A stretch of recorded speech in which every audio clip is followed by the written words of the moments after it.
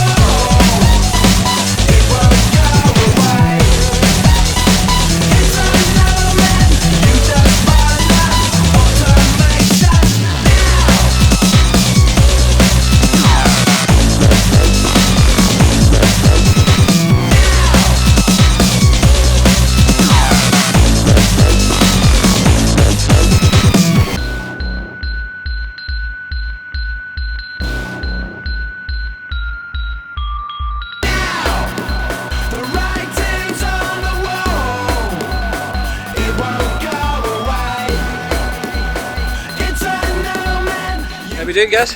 We're doing good. We're doing good. It was an absolute monster going on.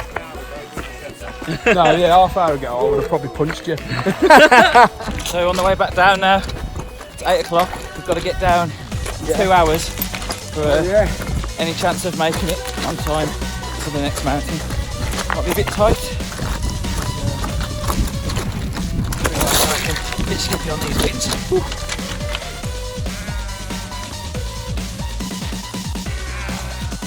No Welsh jokes, guys, honest. Down, we're in, we're locked and loaded.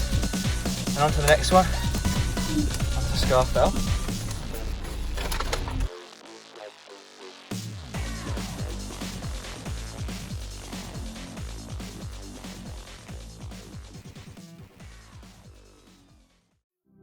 So, it's 5 to 4 in the morning. We're at Wasdale Head car park at the bottom of Scarfell Pike, and my 3-piece challenge is over because I've had a spasm in my back and my whole core is like locked. I'm really struggling to move my legs. And we've got to get a bit of a wiggle on because there's some traffic. There's an accident on the motorway on the way here. Just put us roughly about an hour behind schedule as well. So yeah, we're going to get a wiggle on up this one. See how we get on.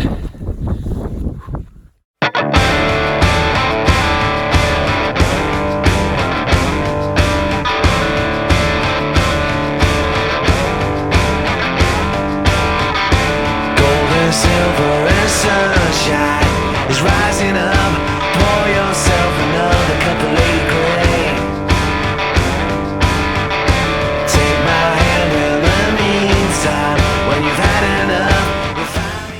boys are here. Woo. How you feeling, guys? Whoa! One more to go. More to go. So it's 7:45 and we've got James back, we've got Chris back and David. We're just waiting on Phil coming down. Phil's struggling with the descent. It's really punishing on your knees. I managed to get a bit of kip in the van, just sort of cheering them in now and getting the water ready for them and all of that. And then we're going to hit the road to Snowdon shortly. James is a broken man. But they're doing so well.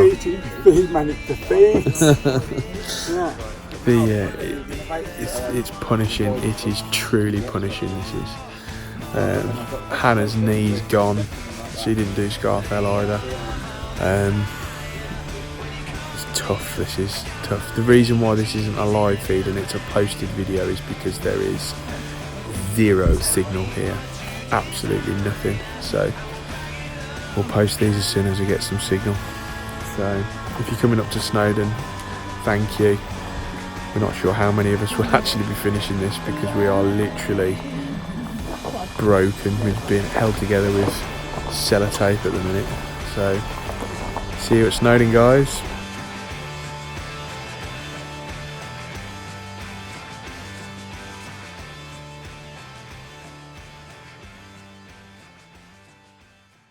This is the current situation. So we are 3 hours 20 away from Snowdon.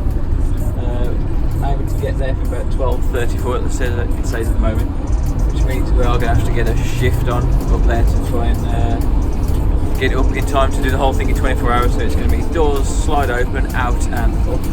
We've got Hannah in the front here who's repping the tunes, getting a dance on, sporting an injury, but she didn't climb the tallest mountain in the UK. Smashed it up and down, great time. Smashed the knee, is it? Yeah.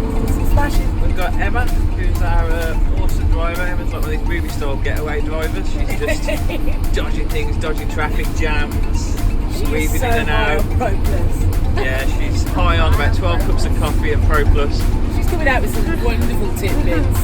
And we've got Gareth on the floor here, doing his back in a treat. Yeah, back spasm.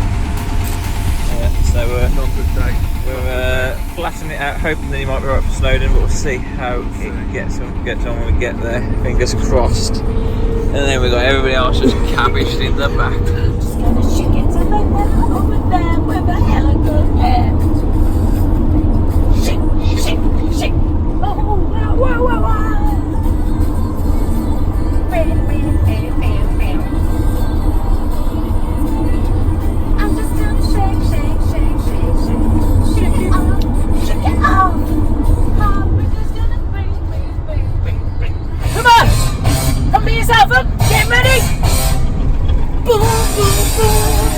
Get in there.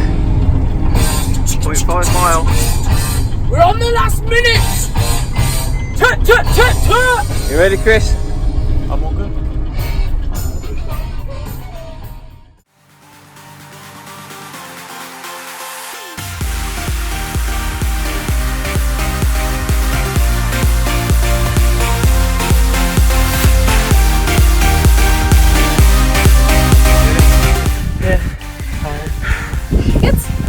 It's fun, isn't it? No. Way beyond.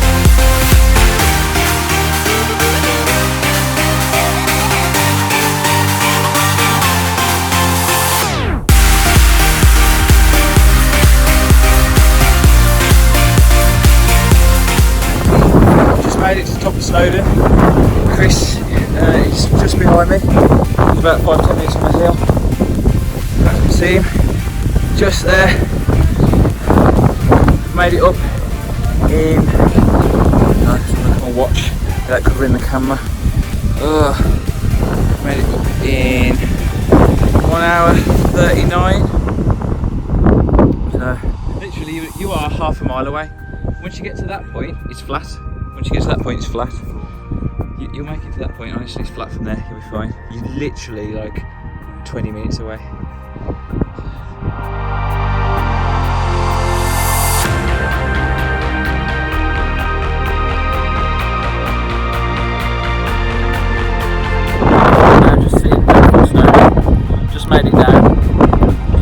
hours 55. It's sub 3 hours up and down, which puts total time for 3 peaks at just under 23 hours, so 22 hours 50 something thereabouts. Really pleased with that, smashed it.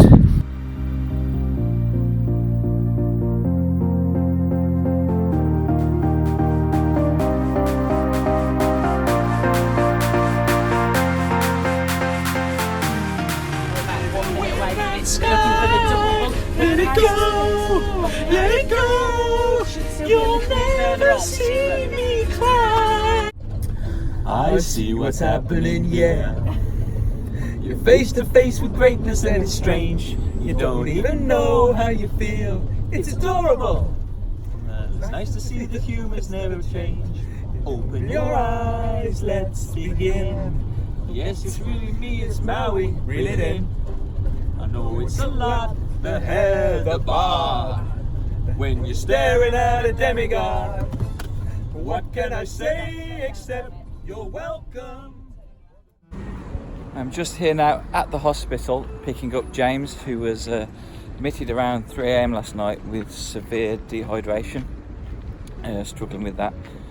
So yeah, morning after the day before, and we're at the hospital collecting one of the guys, but what an absolute legend. I mean, he trooped through it and he did it within 24 hours. And he was in quite a lot of pain, and we could see that afterwards, but obviously not as much as he was letting on. So we're just picking him up now. Absolute trooper. I don't know if he's just doing it for a good night's sleep really, and a comfortable bed and some food maybe, but well done James for that. And then once we've got him, head home into a pretty hectic, struggling, manic but awesome adventure of a weekend. We are on the way home now, and here's Gareth. Organised the whole thing. So Gareth, do you want to give us a little rundown of the trip? How long have you got? Pretty epic, pretty dramatic, James. We had a pretty amazing weekend, to be fair. We had 3 people complete it in time, 1 person slightly over, and 2 people 1 and 2/3 of the mountain. So injuries, drama. James was poorly on the night, ended up in hospital. Just a bit of dehydration. Yeah, dehydration really. Powered through and still made it in the 24 hours with all that going on there. Yeah, it was. It's been epic, and I think we've all learned quite a lot about each other. Yeah. I think friendships have been formed and strengthened, and bonds will never be broken. Bonds made on the mountain. Well done everybody, give us a wave. We're on the road! Don't turn around!